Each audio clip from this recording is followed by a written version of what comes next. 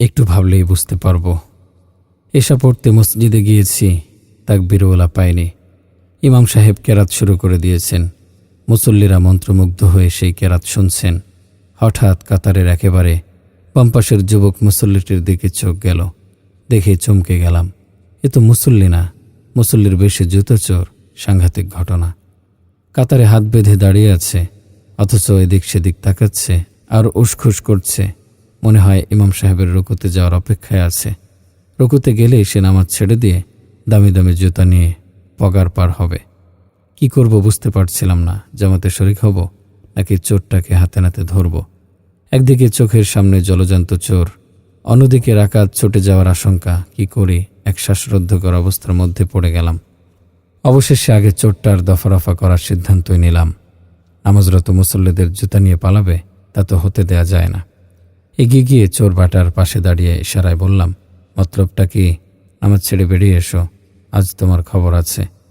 চোরের চেহারার দিকে ভালো করে তাকাতে আমার ভুল ভেঙে গেল। কেঁপে উঠল অন্তর। চোর ভেবে যাকে উত্তম মাধ্যম দেওয়ার কথা ভাবছিলাম, সে আসলে সুস্থ মানুষ না, মানসিক রোগী। অ্যাবনর্মাল আরও ক্লিয়ার করে বললে আধপাগল। অথচ কি সুন্দর চেহারা, সুঠাম দেহ, ব্যাক ব্রাশ করা, ঘন কালো চুল, সব ঠিক আছে। দেহের সৌন্দর্যে স্বাস্থ্যে কোনো দিকেই কমতি নেই, শুধু হেডকোয়ার্টারে একটু সমস্যা। এই হাসছে তো এই কাঁদছে, আর বিড়বিড় করে কি যেন বলছে। তার আচরণ দেখে যে কেউ তাকে জুতাচোর বলেই মনে করবে। পিজি হাসপাতালের মনোরোগ বিভাগের সামনে দিয়ে হেঁটে যাচ্ছি। এক লোক চেম্বারের দরজায় দাঁড়িয়ে বলছে, ক্লিনার কোথায়? আজকে ঝাড়ু দেয়নি? এই শাহানা, তুমি এখানে কেন? তোমার তো অন্য ফ্লোরে ডিউটি, যাও ওখানে। প্রথমে এড়িয়ে গিয়েছিলাম। ভেবেছিলাম হাসপাতালেরই কেউ, বড় কোনো কর্মকর্তা হবেন। সবাই ঠিকঠাক কাজ করছে কিনা তদারকি করছে। কাজে ভুলভাল পেলেই চাকরিচ্যুত করবে।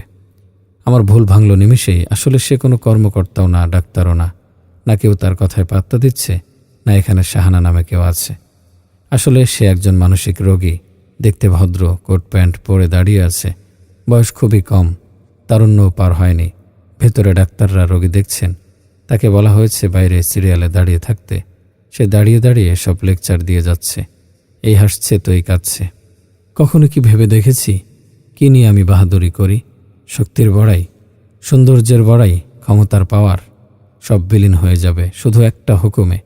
ওপর থেকে যদি একটা আদেশ জারি করা হয়, সব ক্ষমতা নিঃশেষ হয়ে যাবে। যারা আমাকে দেখে হুজুর হুজুর করত, রাস্তায় বের হলে তারাই আমাকে নিয়ে হাসি ঠাট্টা করবে। বাচ্চারা ঢিল ছুঁড়ে মারবে, পাগল বলে খোঁচাখুচি করতে থাকবে। আপনি আমি কত ভালো আছি, কত সুস্থই না আছি। এই ভালোটা আপনাকে আমাকে কে রেখেছেন?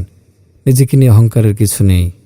সামান্য একটা স্ক্রুর ওপর সব কিছু নির্ভর করছে। এ যেন এক স্ক্রু নির্ভর জীবন। স্ক্রুড্রাইভার আল্লাহর হাতে। একটু ঢিলা করে দিলেই দাঁড়িয়ে যেতে হতে পারে ট্রাফিক সিগন্যালে। দৌড়াতে হতে পারে পাগলের মতো এদিক ওদিক। গায়ে জামা কাপড় আছে কি নেই সেই খেয়ালও থাকবে না তখন। গোসল নেই, খাওয়া নেই, ঘরে জায়গা নেই, বাইরে শান্তি নেই। বড় জঘন্য জীবন অতিবাহিত করতে হতে পারে। এমনও দেখেছি অনেক বড় নেতা ছিল, ভালো বক্তৃতা দিতে পারত। রাজনীতির মঞ্চে তার বিশেষ কদর ছিল। সমীহ করত সবাই, ক্ষমতার শেষ ছিল না। থানা পুলিশকে আঙুলের ইশারায় উঠবোস করাতে চাইত। টাকার লোভে নিরীহ মানুষকে জেলে পুরত, অপরাধীকে করে দিত বেকসুর খালাস। কত নিরীহ পিতাকে যে সন্তানদের কাছ থেকে কেড়ে নিয়ে জেলে পড়েছে, কত স্ত্রীকে করেছে স্বামীর স্নেহ ভালোবাসা থেকে বঞ্চিত। অথচ এখন একটা বদ্ধ ঘরে শেকল দিয়ে বেঁধে রাখা হয়েছে। বাঁধন খুলে দিলেই সমস্যা। ছুটে গিয়ে লোকজনকে কামড়ে দেয়, কখনো কখনো নিজের শরীরকে নিজেই কামড়াতে থাকে। দুনিয়ায় থাকতে এক নরক যন্ত্রণা ভোগ করে যাচ্ছে। ওপারে তো আছে আসল বোঝাপড়া। প্রিয় ভাই, এই সবই আমাদের জন্য শিক্ষা। চোখের সামনে এমন ঘটনা অহরহ ঘটছে, আল্লাহ ঘটাচ্ছেন, আমরা যেন এ থেকে শিক্ষা নেই।